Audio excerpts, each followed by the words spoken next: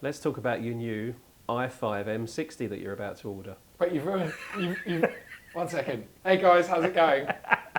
Welcome back to another video. It's that time of year. It does seem to be an annual thing. Yeah, we're going to look at some new car options. One of them definitely not being an i5 Touring. See, that was my sort of ultimate goal was, right, if I could get Joe into an electric car, Yeah. I've swum the channel. I'll just give up selling cars altogether. That's it, I'm done. I absolutely love the G80 M3, whether it's a saloon or a touring. Yesterday I got to drive Tony's very own M3 saloon LCI, which is just an absolute rocket ship. Again, I'm not sure when that video is going out, if it's been out already or if it's not. What a car. I mean, the pre-LCI is brilliant, but this one is turned up a notch. I'd say it's almost closer to the M3 CS than, That's how I see it, than a pre-LCI. Yeah, you're right, they've just turned it up another notch, haven't they? It's They have. Everything. It was already great, and it's like, it just got better. Yeah, they really have. And although it does cost more and there's probably less standard equipment or whatever, it is noticeably punchier. I love the car that I've got, but I must admit, the colour has been a difficult one for me. Yeah. Because I am not Mr. Keep my car clean, keep my car detailed. And I've found, because it's a flat paint, it's very hard to keep spotless. I'm too scared to wash it because I need to be so paranoid about how I wash it.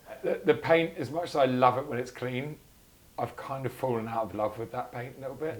Yeah, I do feel we kind of wedged you into that car because you weren't even down to talk about changing your car last time, and it was like, Joe, we've got a cancelled order, and it's like one of my good customers had just decided he just couldn't go through with the purchase, and there we were, like literally 3 or 4 weeks from having this M3 Touring in British Racing Green arrive. Yeah. So I do feel I kind of probably a bit guilty of wedging you in, saying, "Come on, we'll do you a great deal, swap you over." No, the nano paint technology. I mean, that seemed like such a great idea at I'd the even time. forgotten about that. Paint's moved on massively now. It's all nanotechnology. It's all in the car, and literally we just need to just excite the molecules, and they'll go to the shade that they want them to go to. Right, this is the car. Yeah, so change it from Dravit Grey to British Racing Green Uni on the code. Yeah, the coda. Yeah, cool. Right, is it empty? I'll bring it in. No way, Tony. It's your car. I mean, look, No way. Your wheels, your spoiler, your yellow DRLs, and now you've got British Racing Green paint. Well, one of my customers called his wife in, was watching the video, come and look at this, we're going to get a new BMW. And she looked at him and she went, "You idiot." Yeah. Well, let's see. I reckon in 10 years' time it'll probably be, it might be a reality. But I'm back here to order a replacement for the M3 Touring. I've had a busy year. I know everyone's had a busy year. I think everyone you talk to is busy at the moment. My health has not been good this year, and that hasn't helped. But it's put a lot of things into perspective, including you only live once. Let's just keep going. I've got a YouTube channel. I love BMW. I would be silly not to get myself another, let's call it channel car, daily car. Also, something I'm finding over the last couple of years, well, let's say the last year since I've had my M2 fixed, thanks to Russ and Fabian, everyone down at Swift Performance, Tim. I was dying to get that car back, and since I've had it back, I think I've done 2 track days and 1 short road drive. And I think a lot of the reason it's been sitting in the garage is because the M3, maybe not the E30, but today's G80, is so good at doing everything that I kind of very rarely go, "Oh, let's take the M2 out." So part of what my final decision is today, which we will get to. I'm not sure you've actually, I don't think he's actually made it yet. I'm still sitting here waiting to know where I'm going. I stayed in a hotel around the corner, and I was up at like probably 6:30 this morning with my laptop in my bed, still going, yeah, let's go that. No, let's go this way. No, that, anyway. So yeah, part of the reason, or part of my choice today is to, let's say, bridge that gap so that I can then happily go and get my M2 out on a Sunday morning and really enjoy it for what it is. It's an old school BMW, it's rear wheel drive, it's manual, it's raw. Obviously it's not standard anymore. It's very different to anything modern. That brings me to 3 options, which you know about because we went out for dinner last night and Tony's probably fed up with hearing about it. But there's 3, I would say, well, one of them is very different, 2 are similar-ish. Yeah. The first option would be another M3 Touring. I've got to go for something practical now because Lou and I have got Peggy in our lives, who's an 11-month-old black Labrador. Something like a saloon is now out of the question. So it's got to be big and practical for a big money dog. Sorry, I put one of those liners in there, you know, Tony. So the options were, in my head, genuine options up until a couple of hours ago. Number 1 was replacing the M3 Touring with another M3 Touring, which would have made it 3 in a row, but it would have been an LCI. The other option, and this is a serious option, and it shows you lot how serious and genuine I was about the X5 30D that I had on the channel towards the beginning of this year. I absolutely loved that car and product like you wouldn't believe. It's brilliant. It does everything. So if you're thinking about getting one, get one, because it's probably the best package that BMW sell. And then the third option, as I hold my second finger, let's get to that one there, that's 3. I do that so many times in my videos, Tony. You probably guessed it. I don't know. I'm confused. M5 Touring. Oh, there, yeah. Not the i5. The M5. Not the i5. Yeah, that's where you got it slightly wrong. Right. Yes. You got one letter wrong. Yes, right. M5 Touring, which is a brand new product. It's a car that I'm fortunate enough to have driven out in Germany, albeit for 5 or 6 hours briefly. Although, in many ways, I'm not sure it will be the perfect UK car because it's substantially bigger than an M3 Touring, which could cause a problem. It's just something that's very new and something that I absolutely have enjoyed my time in, whether it's a saloon or a touring. And as you know, I like to put my money where my mouth is, and I like to, you know, I say things are impressive, and I know half the internet will attack it and go, oh, it's so heavy, it's so this, it's so that. I'm not going to go into it. Needs to be a hybrid, therefore, unfortunately, it's 500 kilos heavier than everyone wants it. But the bottom line is they have done an incredible job with this car, disguising its weight, and it's just an absolute rocket ship. And yes, the F90, it will always be one of the best cars ever. F90 M5 CS, I think probably the best car BMW maybe will ever make. But those days have unfortunately gone, and we're moving to these hybrid times and electric times. But anyway, I'm talking too much, Tony. I feel like my poor voice. But yeah, so I have decided out of the 3 this morning at 7 a.m. and locked it in that I am going to go for an M5 Touring. I know it's an awful lot of money. I've had a relatively good year, much thanks to many of people that have stood next to me and stood by me. And number 2 is actually, when I spec'd up the M3 Touring that I wanted, because now the green one that you kind of, like you said, you know, I end up with has got the ultimate pack. It's got, if I spec the new one up to be very similar to that one, not even with as many options, it's 105, 106 grand. In a standard normal colour. In a normal colour. If you put an individual colour in it, 110 grand. It'd be 110. 110. Yeah. And yeah. So there was very little in it in terms of price. And at that point I thought, again, I've got to think about my channel, my audience and stuff. As you know, contradictive as this car is, I think it would be a great move. Well, I've got to say, we've just sold our last build slot. You took so long to consider what you wanted. I've run out. When we started filming this video, you had 3 build slots. I can get you an LCI. Yeah, oh, brilliant. Yeah, nice. No, but on that, you've sold a few saloons. We've done 3 or 4 saloons and 1 touring. Oh, 1 touring. Yeah, the tourings are not coming till March, yeah. The first ones. And that said, the saloons are sold out till March now, because there is a shortage of parts for M5. Not sure which parts.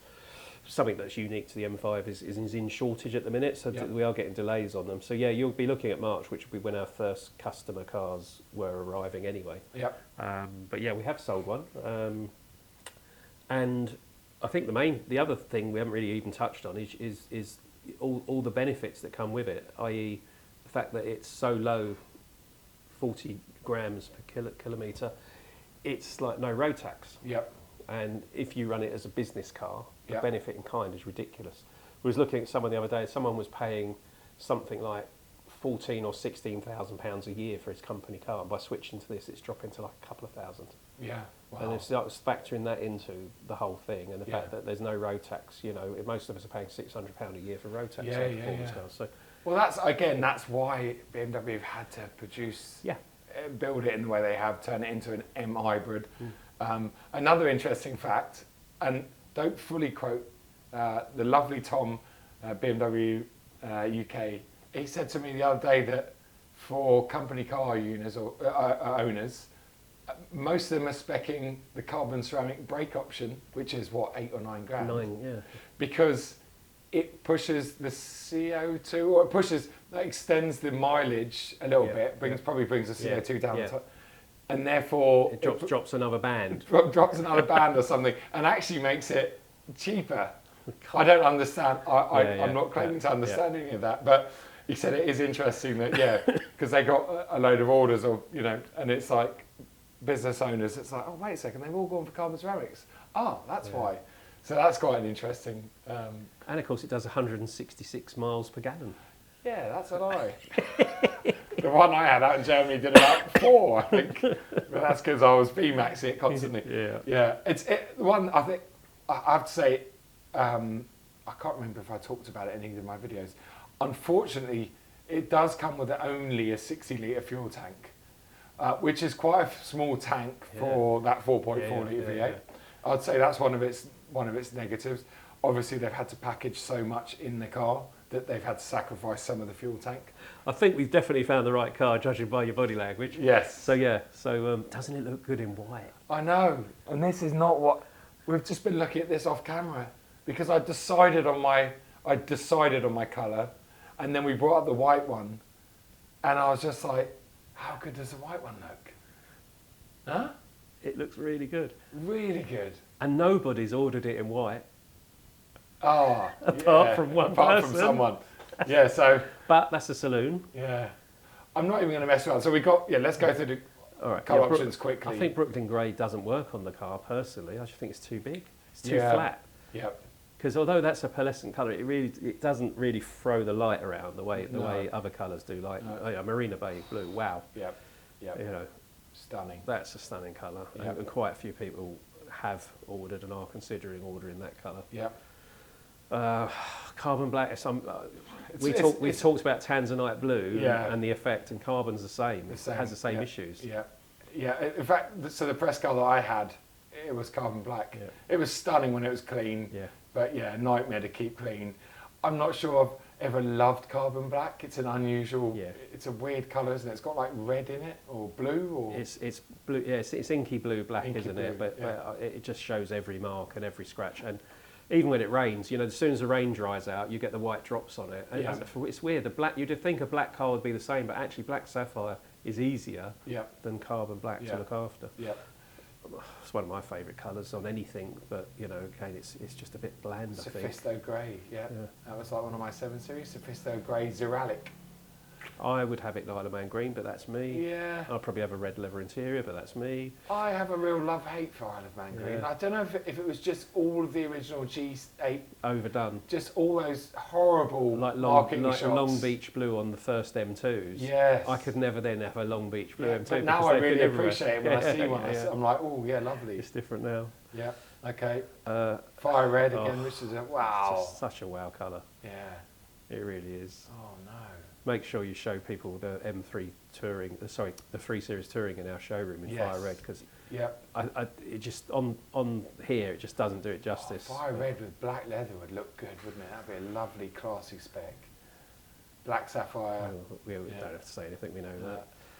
Our saloon demonstrators arrived in Storm Bay. Yeah. Again, I decided on the colour. I parked up this morning, walked past your M5 saloon in the car park, and went, maybe I want that colour.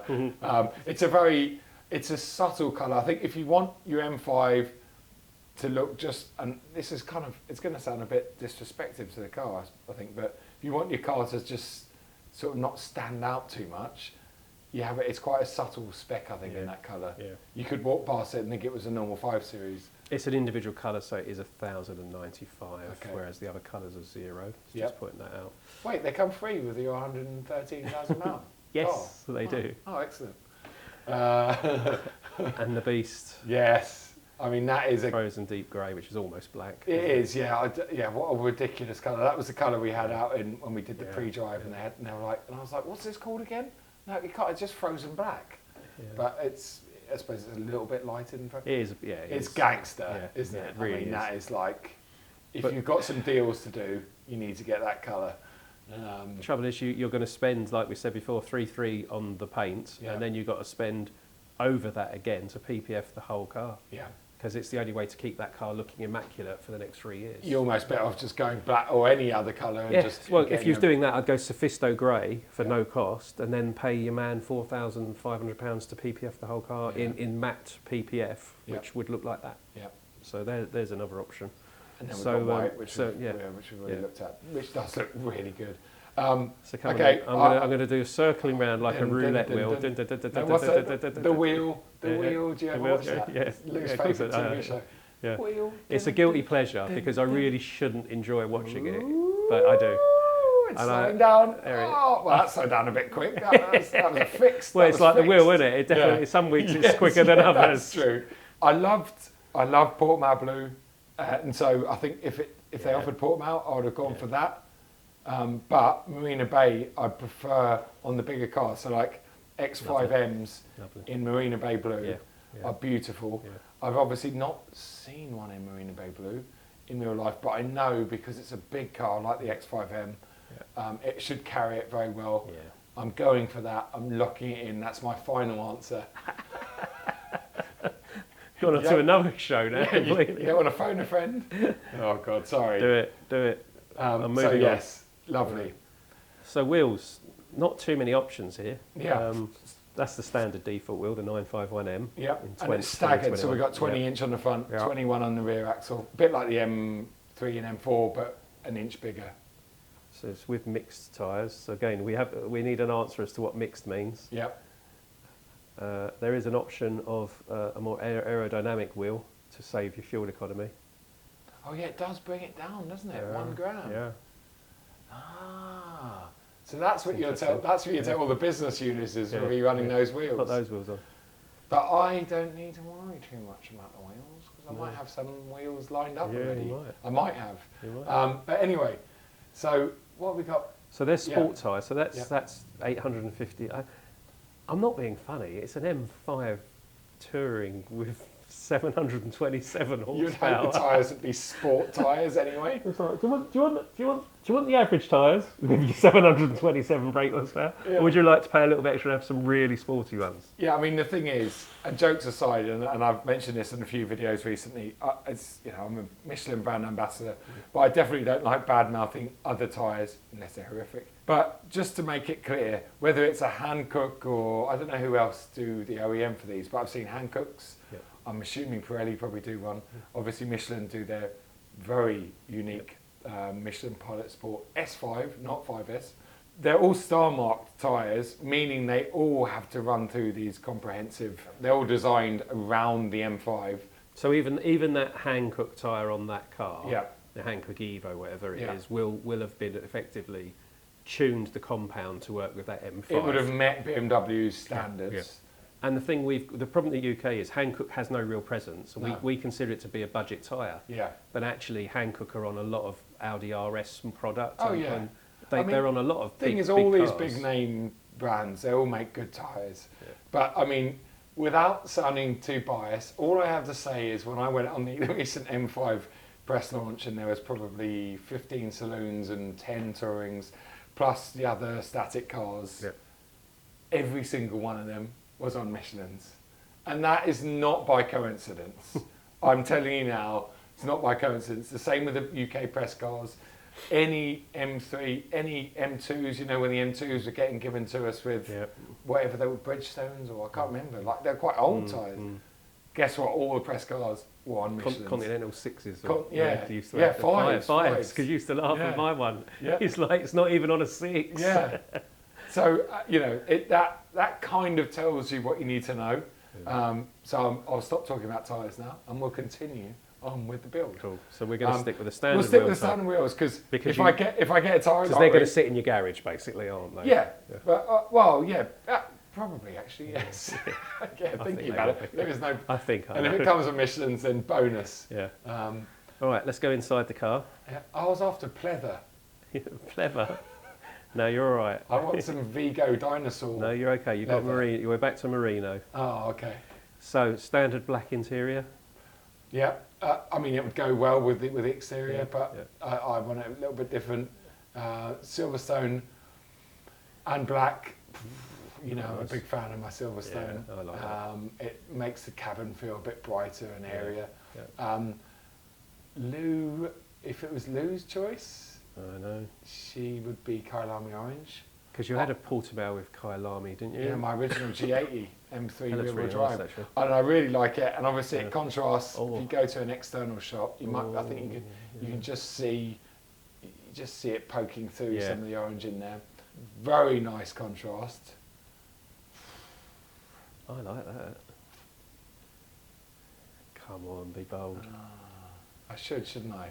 I honestly, at this point, happy wife, happy life. I know, yeah. Because I know it's Lou's favourite colour, and Lou, I do love you a lot. It kind of harps back to my original G80 then as well. Very similar colour scheme. Yeah, cool. Yeah, like that. I'm going to tell her, because she probably won't watch this video, I'm going to tell her that I've got Silverstone. Well, she's like me, she doesn't watch any of your videos. Cool. Let's talk about dashboard trims. Yes. So the default factory option is the dark metal silver M accent combined with aluminium rhombical. If it was just brushed alloy, plain aluminium, I would consider it, but it's not, is it? It's got I always feel like cheese, it just makes me think cheese grater. You know, you just run your fingernails, you could sit there. We do offer a fine, for the gentleman, we do offer the fine wood. So you can sit there in your smoking jacket. Yes, petrol would probably go for the fine Ed would definitely. Yeah. Although I say that, that's what I want, and you talked me out of it. You said just go for the carbon. Yeah, I did say just go for the carbon fibre with the silver threads. Yes. There we go. Cool. Yeah, so you can't really see it in there, it's not clear enough. So why is the price, what was it, 113 and a half? Yes, 400. What else have we ticked then? Have we ticked anything else? The leather? It's a leather extra, is that? Yeah, I think that's so black. Okay. It's £500 for the leather. Okay, cool. Yeah. Sorry, sir. That's all right. No, sorry, we stuck £900 on your bill. I'm just keeping an eye on it. I was like, why is that crept up so quickly? What's Tony? Do you know what? I'm not disrespecting my customers, but I do get this from time to time. Yeah. I get customers, they're the best negotiators. And although I always claim we've got this fixed claim, let's state we do have this fixed price, and they push you and say, I want more. And we're like, no, we have this one price policy, we don't haggle. And they're like, no, I need more. And then they go, I think I'll add £20,000 worth of extras. Like they were talking about a basic car, and then they go, actually, I'm going to tick the ultimate pack. You just think we just negotiated. Like, anyway, I know it's just one of those quirks. You're just calling me tight. No, I get that, Tony. Yeah. Do you live in Golders Green? Green? Wasn't that 114,300? It's gone up a fiver in the last 2 minutes. Yeah, I'm just putting my commission on. I'm charging you by the hour.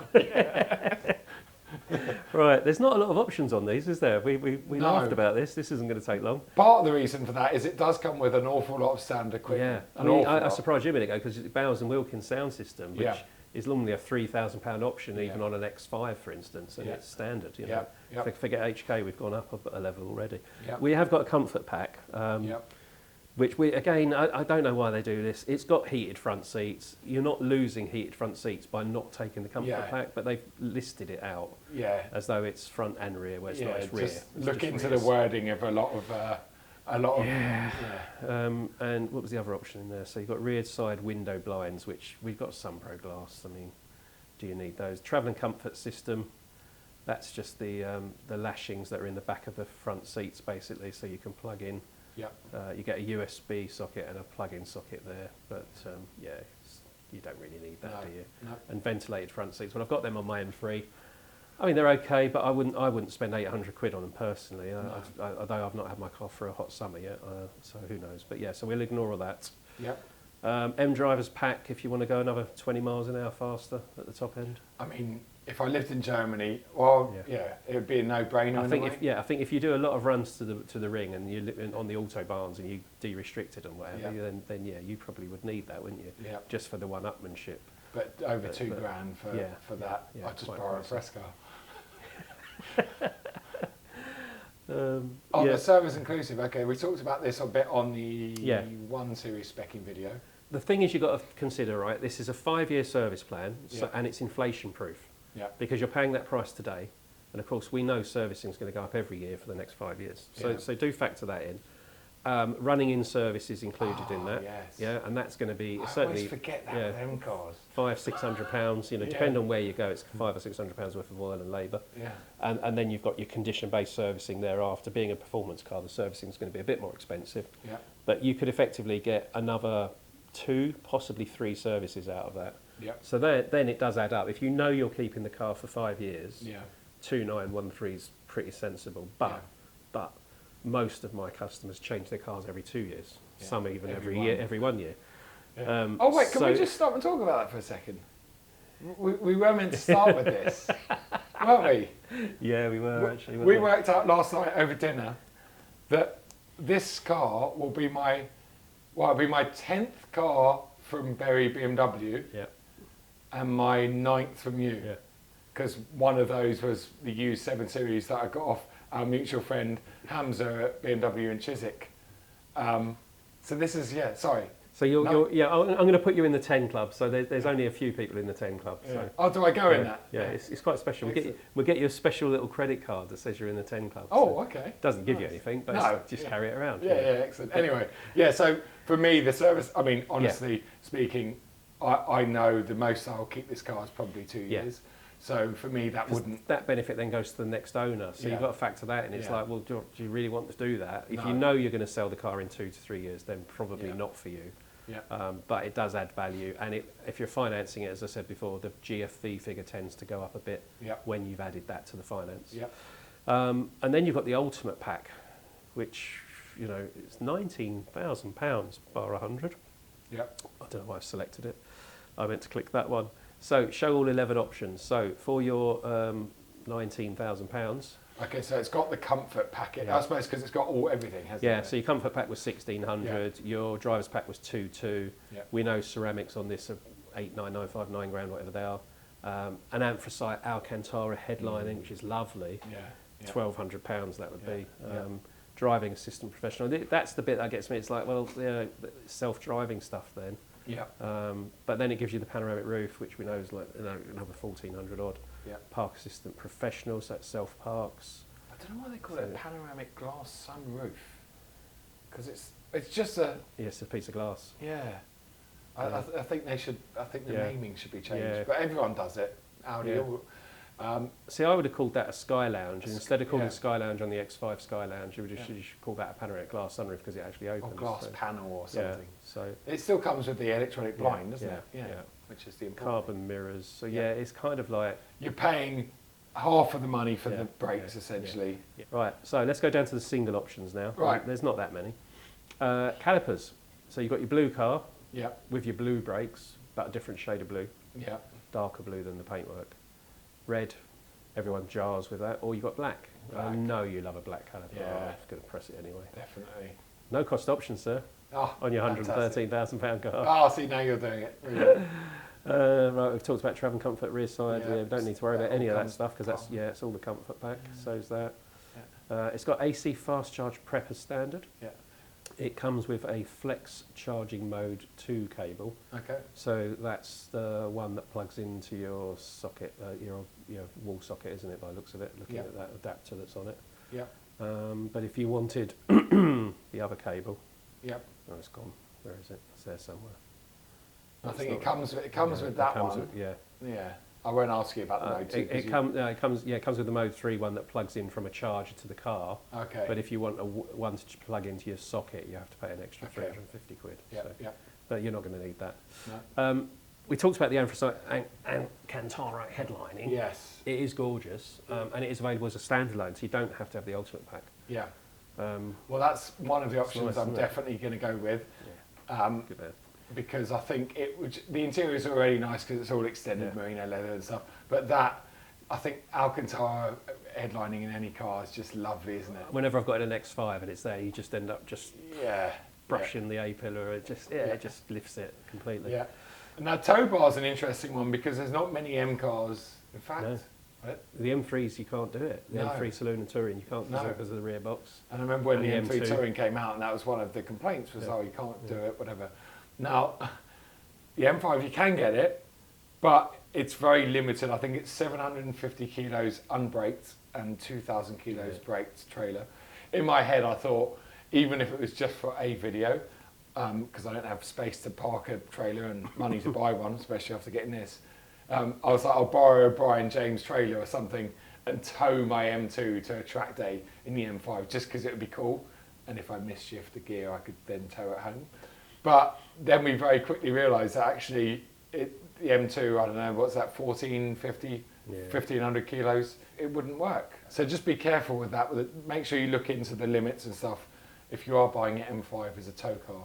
So we'll leave that. But pan glass sunroof, I'm going to go for it. And I know it's an M car, and people will say, oh, it's a lot of weight up high. But there's two reasonings behind this method of madness. Number one is it doesn't come with a carbon roof anyway on the Touring. You can't get it as a carbon roof. And number two, as everyone knows and talks about, the car weighs as much as this building anyway. So adding another glass panel is not going to blunt the performance to a noticeable level. And it's probably the equivalent of leaving a bag of sweets on the roof. I should think it's about the same as that, isn't it? Literally. On a normal car. Yeah, it'd be like me growing a little bit, if I'd shaved my hair off there, which isn't much these days at all, unfortunately. But one of the best things I've done this year was go on a road trip with my parents, making memories, taking them abroad in the M3 Touring. We had such a fantastic time. The only negative of that was Lou's EasyJet flight got cancelled, so she wasn't able to join us. But me and my parents had a great time in that car, used it how it was meant to be used. The boot was fully loaded up with all our stuff because we went for 10 days. Loved it. And ever since then, and driving the M5, all that's crossed my mind is, wow, maybe one day I could do it in the M5 with Lou. And so the thought of doing that with everyone in an even bigger, spacious car is amazing. And I think having a glass roof with some light in. Imagine if you're driving through some scenery and the gorges and like, whoa, exactly. So that alone, and I know this is really sort of outward crazy thinking, but that alone, so let's go glass sunroof, and you can option both of them, which is great. You can have the glass sunroof and the Alcantara headlight. Which is cool. Yeah, it hasn't thrown a spanner up, so it should be fine. Although imagine how much Alcantara they're saving by. Well, that's probably it, isn't it? They've got a whole other roof out of it, basically. So those two are definitely must have, right. Right, I don't even need to ask you about DA Professional because we know that's not for you. Yeah. And we talked about the brakes. We don't need those. I mean, they're amazing, but and all of this is standard, so that's why it's all shaded out already. Yeah. And that is a lot of. It really is. I mean, you just look, M multifunction seats, which we're talking about. If you went for an X5, you'd have to buy those because they're like another £1,000. Yeah. 4-zone climate. Yeah, heated wheel, 4-zone climate, memory seats, interior camera. Yeah, I mean standard DA, PA plus is standard. Yeah. There's a lot of dribble in there, but adaptive LED headlights again standard. M-Drive Professional. Yeah. Driving Assistant Plus Prep, so it's prepped for it already, so you could always add that as a download from the Connected Drive store. Tim King. Yeah. Storage for wireless charging, comfort access, live cockpit with head-up display. Yeah. And there's your Pro. There's your Pro cable at standard. So Excellent. So that's you. Cool. Look at that. You've gone through every option, and you still only put another £3,900 on top. I mean, it's bargain, right? But you say that, right? It is a bargain. No, I know. Because what's an Audi? If you could get an Audi RS6. Yeah. Well, no, base RS6 is 116. Right. Then the carbon black's 125, 130, and then the Vorsprung's 135. Yeah. The RS6 GTR, I know that's a very unique special car. That's 180 or something. Yeah. But I think Raz, actually, Mercedes. I've watched Raz's video because Raz and I are obviously on the same day, same launch, same days. And then, you know, when the videos go out, I always tend to watch, especially his, because he always does something very different. And that's something that he did talk a lot about on his video, which I kind of didn't and I glossed over, was just how much car, compared to like the Mercedes, which Raz said is crap. And if Raz says it makes crap, then you kind of know it is. And so, listen, that's an awful lot of money, no matter which way you look at it. And I'm not buying that outright because I don't have 116 grand in my bank. But well, you mean I've wasted my time doing oh, this? sorry, Tony. Yeah. But value for what you get. Compared to the rest of the market right now, in that size and price range, that size of bracket and performance, and what we talked about with an M3 Touring. All right, I know we can do decent deals on M3 Tourings. Yeah. This is a brand new model, which makes that, you know, a different story. Yeah. But that all said, even an M3 Touring is broaching, you know, just an average spec car's 100 grand now. Yeah. And I just think, this is so much more for your money. Yeah. Oh, but Tony, it's so slow. It doesn't. A 0 to 60 is 1/10 of a second slower than an F90 M5. Every other comment, it's slow. It's not slow. I'm with you. Slow. And I'm convinced that weight will only show itself if you was doing a lap round the ring, or if you spend your day going around Donington Park. Yeah. You're not buying an M5 Touring to do that. No, well, I think one lap around the ring, I think it's multiple laps, as with all these big heavy cars. But then in an M3... But the weight only shows when you're really heavy braking. Yeah. I mean, I'm looking forward to watching a Misha lap in a G90 M5 run. Because I think the way it's damped and the suspension, I think it will handle itself quite well. But yeah, obviously the weight will start pushing through. Cool. So there's the link. Yeah. So we were talking about, you know, how people can send a link to me for quote. If you copy that link there, email that to me and say, this is the car I'd like to buy, then that's how I operate, and I'll gladly do a quote for anyone. Yeah, cool. And Tony's email will be in the description below, along with his Instagram handle. Don't drop him any DMs about builds. Just drop him an email. And I think, like we said in the One Series video, if you kind of know how your car's going to be built, like we've just done here, then build it on the configurator and send him that link, because it just makes the whole process easier. And yeah, that's about it, really. I think. Wow. So wait, when we've got to wait March-ish. March. Okay. Yeah. Cool. Yeah. I mean, as I say, we've had some delays. We've got a few cars that are experiencing delays at the moment. Yeah. But the Touring, we've ordered a Touring for March. I'm pretty sure we'll be safe. I mean, once they know it's, you know, once the factory see it's mine, it will obviously go straight to the front of the queue. Straight to September. Because that's how it sort of works. September next year. I mean, you know, Joe Achilles. Oh my God. Insists on Michelin tyres. Who is this man? There you go, sir. Yeah. I wish we could. Honestly, wish we could put a note on the system to say customer requests Michelin 4S's, S5, whatever the tyre is at the time. Yeah. But it's just not. It's not doable. Nothing's flexible. Even the calipers. You know, if it's on the configurator, we can do it. Yeah. But if you go, well, actually, I'd like a bit of this and a bit of that and a bit of that. The factory, it's all sequenced. It's all computerised and sequenced. You've seen how those cars go down the production line. Yeah. It's not handmade anymore, so it's not possible. You know.